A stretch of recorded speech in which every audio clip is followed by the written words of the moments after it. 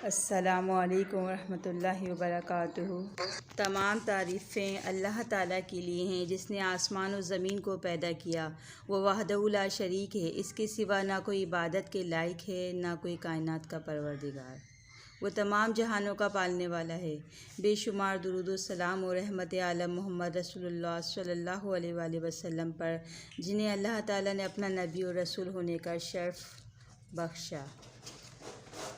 अल्हम्दुलिल्लाहि रब्बिल आलमीन वल आक़िबतु लिल मुत्तक़ीन, अम्मा बाद।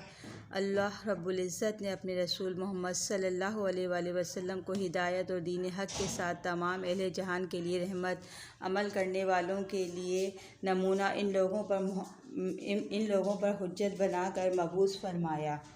आप पर नाजिल करदा किताब व हिकमत के ज़रिए अल्लाह ने वो सब कुछ बयान कर दिया जिसमें बंदों के लिए भलाई और दीनी उमूर की इस्तिकामत है।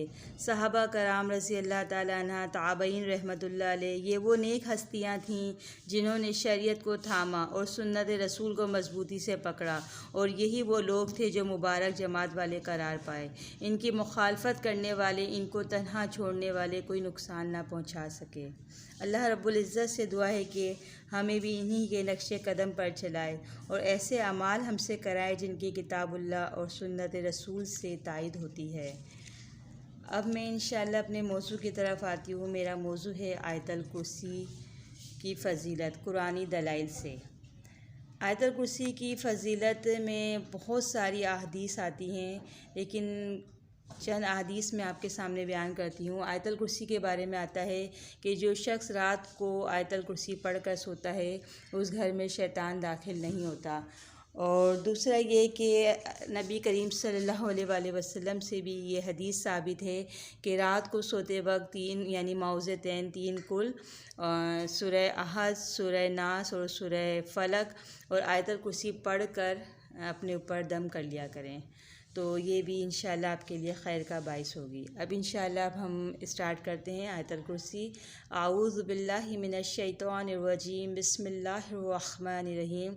मुख्तसरन अल्लाह के बारे में कुरानी दलाइल से मैं कुछ हवाले दूँगी। अल्लाहु खालिकु कुल्ली शै, अल्लाह हर चीज़ का पैदा करने वाला है। वहुव अला कुल्ली शैइन वकील, सूरह ज़मर की आयत। पैदा की और वही हर चीज़ का कारसाज है। कायनात का ज़र्रा ज़र्रा अल्लाह का पैदा किया हुआ है और अल्लाह ही इनके कामों को बनाने वाला है। इसी तरह सूरह मुल्क में रब्बुल इज़्ज़त फरमाते हैं, क्या वो ना जानेगा जिसने पैदा किया। अल्लाह ताला ने सवालिया अंदाज में कहा है ये जो बात ना, कि बताओ वो जो पैदा करने वाला है, क्या वो अपनी पैदा की हुई चीज़ों का इल्म ना रखेगा। इसी तरह सूरह रूम में रब्बुल इज़्ज़त फरमाते हैं, अल्लाह वो है जिसने तुम्हें पैदा किया, फिर तुम्हें रिज़्क़ दिया, फिर वो तुम्हें मौत देगा और फिर वो तुम्हें ज़िंदा करेगा। क्या तुम्हारे शरीकों में से कोई ये चार काम कर सकता है या कोई एक काम कर सकता है। मुशरिक लोग जो बयान करते हैं, अल्लाह इस बयान से पाक है। मुशरिक लोगों की आदत थी वो अल्लाह की इन चारों सिफ़तों में अपने माबूदों को शरीक करते थे। अल्लाह ने फरमाया कि तुम्हारे शरीक मेरी इन सफ़ात में शरीक नहीं हैं। अल्लाह ताला शिर्क से पाक है। पैदा वही करता है और फिर पैदाइश के बाद रिज़्क़ भी वही देता है। पैदा वो करे और रिज़्क़ कोई और दे, ये नामुमकिन बात है। बल्कि पैदाइश के तमाम मरहलों में वही मालिक है। वही ज़ात तो है जिसने तुम्हें पैदा किया मट्टी से, फिर गंदे कतरे से, फिर खून से, फिर तुम्हें बच्चा बनाकर निकाला, फिर तुम जवानी को पहुँचे, फिर तुम बूढ़े हो गए। इसी तरह सूरह ज़मर में रब्बुल आलमीन फरमाते हैं, वो तुम्हें तुम्हारी माँ के पेट में पैदा करता है, एक तरह के बाद दूसरी तरह से, तीन अंधेरों में। ये है तुम्हारा रब, मुल्कों का बादशाह, इसके सिवा कोई इलाह नहीं। तुम कहाँ बहके जा रहे हो। अल्लाह तो वो हस्ती है जो हर शे को पैदा करने और हर शे की निगहदाश्त और हर चीज़ से वाकिफ़ है। जिस तरह सूरह आले इमरान में रब्बुल आलमीन फरमाते हैं, ए नबी आप कह दें, मेरा अल्लाह मालिक है मुल्कों का, जिसे चाहे मुल्क अता करे और जिसे चाहे ना अता करे। वही इज़्ज़त और ज़िल्लत देने वाला है। तमाम खूबियों और खैर इसी के हाथ में है। वो रात को दिन से और दिन को रात से खींच कर निकाल लेता है। वो ज़िंदा को मुर्दे से और मुर्दा को ज़िंदा से निकालता है और वो जिसको चाहे बग़ैर हिसाब रिज़्क़ देता है। अल्लाह ताला को इन सफ़ात के साथ मानना ईमान है, वरना अल्लाह को सिर्फ मान लेना इसके गैर में मानना ईमान ना होगा, बल्कि इसका नाम शिर्क होगा। लिहाजा अल्लाह ताला को इन सफ़ात और ख़ूबियों के साथ मानना चाहिए। आयतल कुर्सी का जो तर्जुमा है वो कुछ इस तरह से है, अल्लाह वो है जिसके सिवा कोई माबूद नहीं, वो ज़िंदा है और कायम है, उसे ना ऊँघ आती है या नींद, उसे ऊँघ या नींद आ जाए ये नामुमकिन है। आसमान और ज़मीन जो कुछ भी है सब उसी का है। कौन इसकी बारगाह आली में बग़ैर इसके अज़न इजाज़त लब कुशाई करके किसी की सिफारिश कर सके। वो जानता है कि इनके आगे और पीछे क्या है, और इसके इल्म को कोई घेरने वाला नहीं, मगर वो जिसको जितना चाहे दे दे। इसके इक़्तिदार आसमानों और ज़मीनों में है, और ज़मीन और आसमान की निगहदाश्त इसको भारी नहीं गुज़रती, और वो बुलंद व बाला अज़मत वाला है। आयतल कुर्सी में अल्लाह ताला की सफ़ात आलिया का ज़िक्र है। आइए ज़रा तफसील से आयतल कुर्सी पर गुफ्तगू करते हैं। हमारा तो ईमान है कि अगर इस आयत को सही तरह समझ लिया जाए तो अल्लाह ताला पर ईमान मुकम्मल हो जाएगा, क्योंकि ये आयत कुरान की सबसे अजीम आयत है। ये बुखारी की बात है। अल्लाहु ला इलाहा इल्ला हु, अल्लाह ताला वो है जिसके सिवा कोई इला नहीं। सूरह अराफ में रब्बुल आलमीन फरमाते हैं, यानी वो अकेला अल्लाह इला है। दूसरी जगह है माला को मिन इला गैरी, तुम्हारे लिए कोई दूसरा इला नहीं है। इला क्या है? अल हय्युल क़य्यूम, ज़िंदा, जावेद, ज़िंदा और कायम रहने वाला। अरबी में किसी इस्म पर अगर अलिफ लाम मीम हो तो वो इस्म आम से ख़ास बन जाता है। जैसे हई, ज़िंदा एक नाम है, मुराद है कि आम ज़िंदगी। लेकिन अगर हई पर एक अलिफ और लाम मीम का इजाफ़ा कर दिया जाए, यानी अल हई, तो अब इसके मायने मखसूस हो जाएंगे, यानी मखसूस ज़िंदगी के साथ ज़िंदा है। ख़ास ज़िंदगी क्या है? हर ज़िंदगी को मौत का ख़दशा है। हर ज़िंदा एक दिन मुर्दा हो जाएगा। फरमाया सूरह आले इमरान में, हर एक जानदार को मौत का जायका चखना है। कुल्लु मन अलैहा फ़ान, सूरह रहमान, हर शे फ़ानी है। कुल्लु शैइन हालिक का सूरह कसस, हर एक शे हलाक होने वाली है। वमा जअलना मिन क़ब्लिकल ख़ुल्द, सूरह अंबिया, ए नबी आपसे पहले भी हमने किसी के लिए हमेशगी नहीं रखी। गो हर जानदार के लिए मौत यकीनी है। ये वो दरवाज़ा है जिससे हर एक को निकलना है। क्या अंबिया और औलिया, क्या जिन वग़ैरह सबका मुक़द्दर है? इस मसले में किसी को भी इख्तिलाफ़ नहीं है। मौत सबको आनी है। यह ऐनी मुशाहिदा भी है कि हमारे अजदाद कहाँ गए, आबा व अजदाद हम लोगों को दफन करते रहते हैं। गर्ज़ है कि हर ज़िंदा को मौत का डर है। कुरान करीम में अंबिया अलैहिस्सलाम का नाम लेकर और कहीं इशारतन कहा गया है कि इन मुक़द्दस नफूस को भी मौत आ गई। याकूब अलैहिस्सलाम का नाम लेकर कहा गया। जब याकूब अलैहिस्सलाम पर मौत का वक्त आया, उज़ैर अलैहिस्सलाम को इशारतन ज़िक्र हुआ, अल्लाह ने इन्हें 100 साल तक मारे रखा। सूरह बकरा में इसकी तफसील है ना। तो इसी तरह अल हई के बाद अब अल कय्यूम की सिफ़त पर आते हैं। कय्यूम यानी कायम रहने वाला। ये भी एक इस्म है, लेकिन इस नाम पर भी अलिफ लाम मीम लगा हुआ है, जिसकी वजह से तर्जुमा होगा ख़ास कय्यूम, यानी ऐसा कायम रहने वाला जो कभी ना गिरे। बहुत सी चीज़ें ऐसी होती हैं जो किसी बल पर कायम होती हैं और किसी सहारे की मोहताज होती हैं। जैसे ही वो सारा ख़त्म हुआ तो वो चीज़ गिर पड़ती है। मसलन जनाब सुलेमान अलैहिस्सलाम लाठी के सहारे खड़े थे कि इसी हालत में पैगाम अजल आ गया और आपकी रूह कब्ज़ कर ली गई। एक अरसे तक आप लकड़ी के सहारे खड़े रहे। कुरान खोल कर देखिए, सूरह सबा में है। फिर जब इन पर मौत आ गई तो इनकी मौत की किसी को ख़बर ना हुई और ज़मीन का कीड़ा दीमक इनकी लाठी को खाता रहा। फिर जब वो गिर पड़े तो जिन्नों को मालूम हो गया, अगर जिन्नात गैब का इल्म जानते तो क्यों ज़िल्लत के अज़ाब में रहते, वो तो कभी के आज़ाद हो जाते। मालूम हुआ कि जब लकड़ी का सहारा ख़त्म हुआ तो लकड़ी के गिरते ही जनाब सुलेमान अलैहिस्सलाम भी गिर गए। गर्ज़ है कि हर चीज़ किसी न किसी सहारे पर कायम है।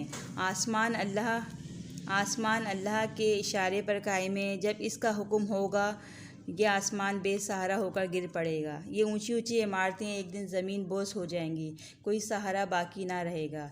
इसी तरह सूरह रहमान में हर चीज़ फ़ना हो जाएगी और आपके रब की ज़ात और जलाल कराम वाली जो है ना अल्लाह की जो ज़ात है वो बाकी रहेगी।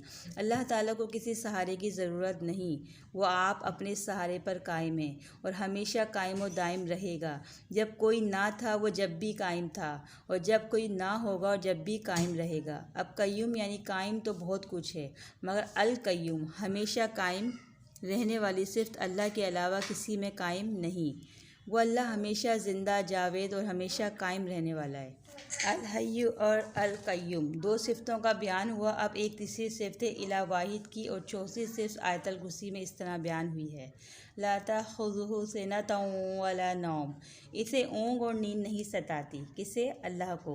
इस कारखाना कुदरत में हर जानदार कभी ऊँघता और कभी सोता है। सही बुखारी में है कि एक सफ़र में नबी सल्लल्लाहु अलैहि वसल्लम ने बिलाल रज़ी अल्लाह ताला अन्हा से फ़रमाया कि आज रात तुम जागते रहो। अल्लाह की शान के जनाब बिलाल रज़ी अल्लाह भी सो गए और तमाम सहाबा कराम भी, हत्ता कि नबी अलैहिस्सलाम भी सलात फ़जर कज़ा हो गई। नबी अलैहिस्सलाम ने बिलाल रज़ी अल्लाह ताला अन्हा को तलब किया और पूछा, ए बिलाल, तुम्हें किस चीज़ ने सुला दिया? बिलाल रज़ी अल्लाह ताला अन्हा ने जवाब दिया कि जिस हस्ती ने आपको सुलाया इसी ने मुझे सुला दिया। इस वाक़े से मालूम हुआ कि नबी सल्लल्लाहु अलैहि वसल्लम और सहाबा सब सो गए। गोया नींद और ऊँघ सबको आती है, मगर एक ज़ात ऐसी है कि इसे नींद और ऊँघ नहीं आती। ये अल्लाह ही की सिफ़त है। ये एक चौथी सिफ़त थी। अब पाँचवीं सिफ़त का हम बयान करते हैं।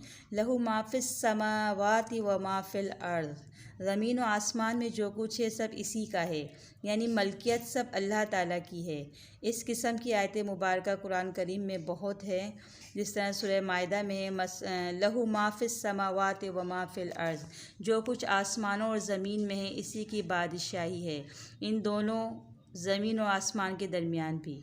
गर्ज़ ये कि मालिक वही है, इसी की सब कायनात है, उसी ने हर चीज़ को पैदा किया है। सूरह ज़मर में है, अल्लाह हर चीज़ का पैदा करने वाला है और वही हर चीज़ का कारसाज है। अल्लाह के सिवा ना कोई किसी चीज़ का पैदा करने वाला है और ना कोई किसी चीज़ का मालिक है और ना ही कोई कारसाज है। ये तमाम सफ़ात अल्लाह ताला की है। जिस तरह सूरह मुनाफिकून में है, ज़मीन व आसमान के ख़ज़ाने अल्लाह ही की मलकियत हैं, लेकिन मुनाफिक लोग नहीं जानते। सूरह आल इमरान में भी इसी तरह है, व तइज़्ज़ु मन तशा व तज़िल्लु मन तशा, ज़मीन व आसमान की चाबियाँ भी इसी के पास हैं और वही जिसे चाहे इज़्ज़त व ज़िल्लत देता है। गर्ज़ के मालिक वही है, इसकी कायनात में कोई दूसरा मालिक नहीं। कायनात का ज़र्रा ज़र्रा अपने मालिक की सना कर रहा है और हर एक इसी से मांग रहा है। इसी तरह बनी इसराइल में भी हर एक चीज़ इसकी पाकी बयान करती है, लेकिन तुम इसकी तस्बीह को नहीं समझते। जो भी आसमानों और ज़मीनों में है इसी से सवाल करते हैं। चाहिए तो ये था कि तमाम इंसान अपने पैदा करने वाले अपने कारसाज से मांगते, मगर आज लोगों ने अल्लाह के अलावा दूसरे यानी मखलूक में से किसी को हाजत रवा और मुश्किल कुशा कहना शुरू कर दिया। लाहौर वाले को दाता, अजमेर वाले को गरीब नवाज, बगदाद वाले को गौसल आज़म और अली रज़ी अल्लाह ताला अन्हा को मुश्किल कुशा मान कर पुकारते हैं। अल्लाह के अलावा बहुत से देने वाले बन गए।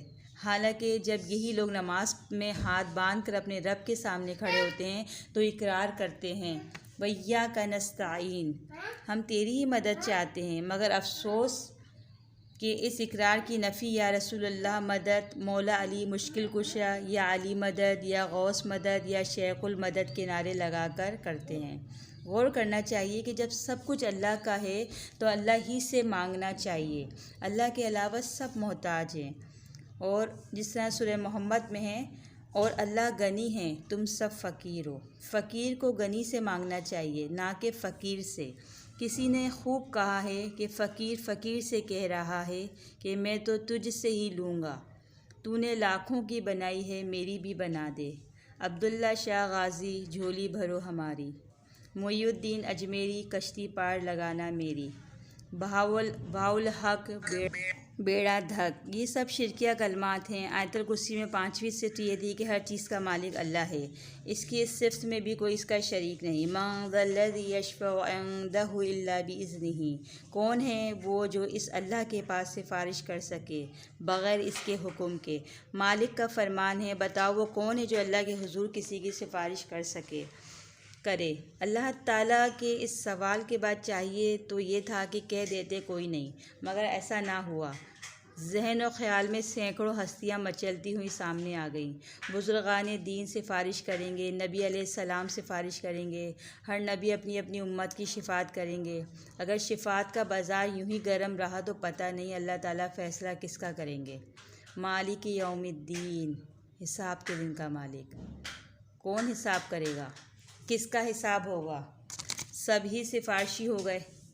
जिस तरह सूरह ज़िलज़ाल में है, जो शख्स ज़र्रा भर नेकी लेकर आएगा देख लेगा, और जो ज़र्रा बराबर बदी लेकर आएगा देख लेगा। जब सिफारशी आ गए और सिफारिश करके छुड़ा कर ले गए, तो ज़र्रा ज़र्रा का हिसाब कौन लेगा और कौन देगा? एक शख्स दुनिया में जुल्म की चक्की में पिसता रहा और जालिम इसे पीसता रहा, और ये मज़लूम जालिम के पंजे से आज़ाद ना हो सका। ये जुल्म सह सह कर मर गया, और जालिम दुनिया में जुल्म करते करते मर गया। दुनिया में इंसाफ ना हो सका। अब क़यामत का दिन आया।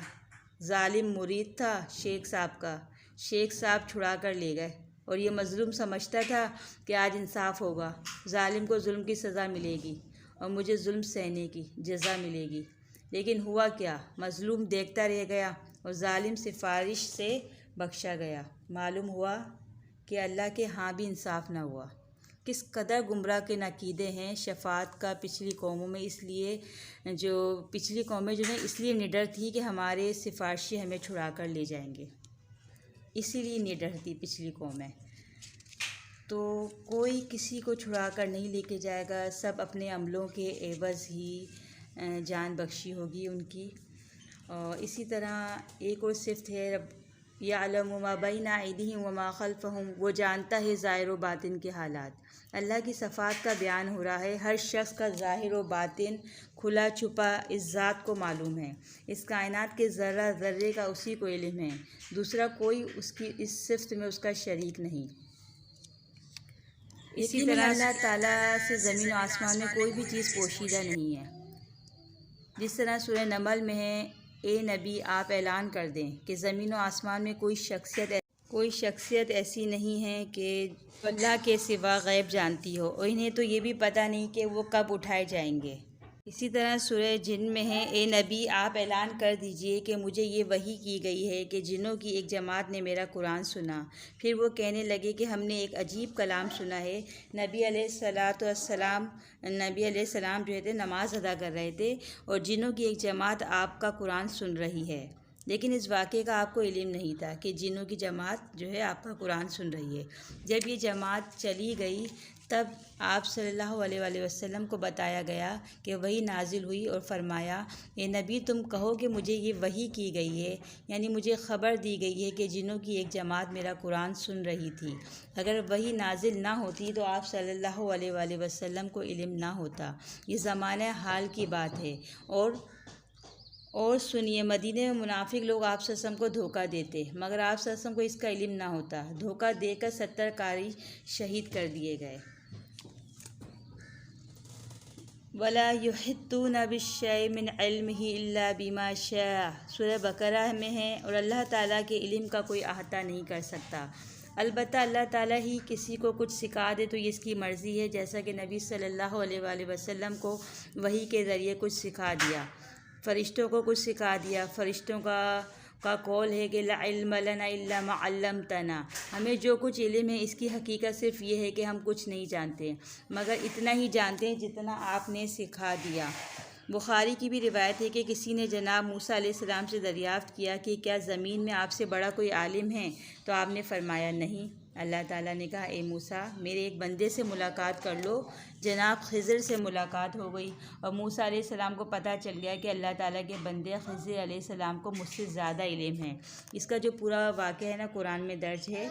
और जब दोनों जुदा होने लगे तो जनाब खिज़र अलैहिस्सलाम ने दरिया की तरफ इशारा किया। देखा कि एक चिड़िया पानी पीकर उड़ गई। सवाल किया, ए मूसा बताओ इस चिड़िया ने कितना पानी पिया?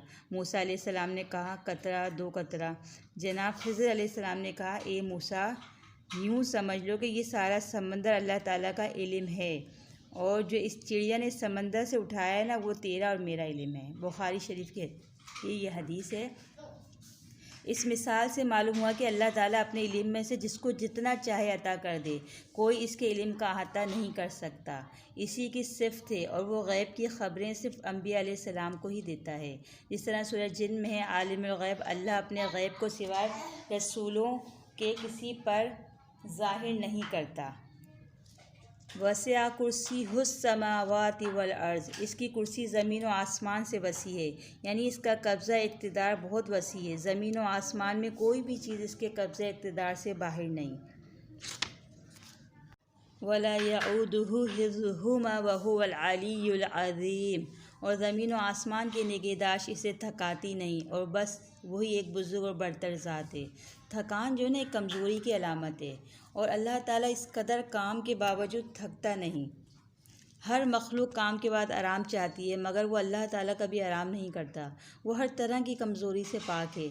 हम आयतुल कुर्सी से अल्लाह ताला की सफ़ात बयान कर रहे थे।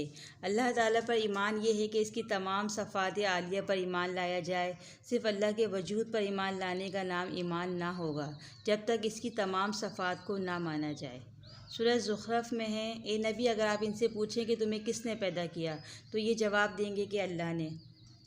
अगर आप इनसे सवाल करें कि बताओ ज़मीन व आसमान किसने पैदा किए, तो यही कहेंगे कि अल्लाह ने। इसी तरह सूरह अनकबूत में है, अगर आप सवाल करेंगे सूरज और चाँद को किसने ताबा किया, तो ये कहेंगे अल्लाह ने। इसी तरह सूरह अनकबूत में है, और अगर आप इनसे सवाल करें कि आसमान से पानी किसने उतारा और मुर्दा ज़मीन को किसने ज़िंदगी बख्शी, तो ये कहेंगे कि अल्लाह ने। इन आयत मुबारक से हमें मालूम हुआ कि कुफ़ार मक्का न सिर्फ़ अल्लाह को मानते थे, बल्कि इसकी सफ़ात आलिया के भी कायल थे। वो जानते थे कि ज़मीन व आसमान को पैदा करने वाला अल्लाह ही है, और ये बारिश का निज़ाम और ज़मीन की पैदावार भी अल्लाह ही के हुक्म से होती है। ये सब कुछ मानते हुए भी कुरान करीम में इन्हें मुशरिक कहा गया। क्यों? इसलिए कि ये लोग तमाम सफ़ात आलिया के मानने के बावजूद अपने बुज़ुर्गों में भी यही सफ़ात मानते थे। इनका कहना ये था कि अल्लाह भी ये काम करता है, और हमारे बुज़ुर्ग अल्लाह के महबूब हैं, और वो अल्लाह ताला से कहकर हमारे काम बनवा देते हैं। हम इनकी सिफारिश पेश करते हैं, और ये हमें अल्लाह के करीब कर देते हैं। हम इनकी इबादत इसलिए करते हैं कि ये हमें अल्लाह का कुर्ब हासिल कराते हैं। आज भी मुस्लिम कौम की अक्सरियत इसी किस्म के शिर्क में मुब्तला है। ये भी अपने ज़िंदा या मुर्दा बुज़ुर्गों की इबादत करते हैं, और यही कहते हैं कि ये हमें अल्लाह का कुर्ब हासिल कराते हैं। अल्लाह ताला तमाम मुसलमानों को हिदायत और समझ दे, और हर किस्म के शिर्क से बचने की तौफ़ीक अता फ़रमाए। आमीन। मालूम हुआ कि कुफ़ार मक्का भी अल्लाह ताला की ज़ात और सफ़ात के कायल थे, मानने वाले थे, और इन्हीं सफ़ात को अपने बुज़ुर्गों में भी मानते थे, और यही इनका शिर्क था। मसलन वो अपनी हाजात और ज़रूरियात में गायबाना गैरुल्लाह को भी पुकारा करते थे। जिस तरह सूरह जिन में रब्बुल आलमीन फरमाते हैं, और अल्लाह वाहिद के साथ किसी को भी ना पुकारो। गौर कीजिए कि अगर कोई शख्स अपनी मुसीबत या मुश्किल में किसी को पुकारता है, तो वह अल्लाह ताला की सफ़ात आलिया में अपने बुज़ुर्ग या वली को जो है शरीक कर लेता है।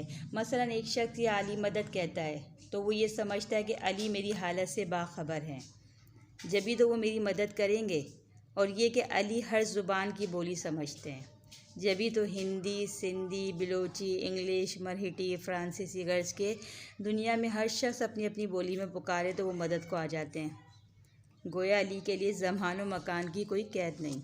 गौर का मकाम है कि तमाम सफ़ात अल-अलीम होना, अल-ख़बीर होना, आलिमुल गैब होना, हाजिर होना, कादिर होना अल्लाह ताला ही की है। अब या अली मदद, या रसूलुल्लाह मदद, या पीर मदद कहने वाला कई किस्म के शिर्क में मुब्तला हो गया। इस अक़ीदे से हम अल्लाह की पनाह मांगते हैं कि अल्लाह रब्बुल इज़्ज़त हमें जो है अच्छे अक़ाइद पर चलने की तौफ़ीक़ अता फ़रमाए। वमा अलैना इल्लल बलागुल मुबीन। अस्सलामु अलैकुम व रहमतुल्लाहि व बरकातुहू।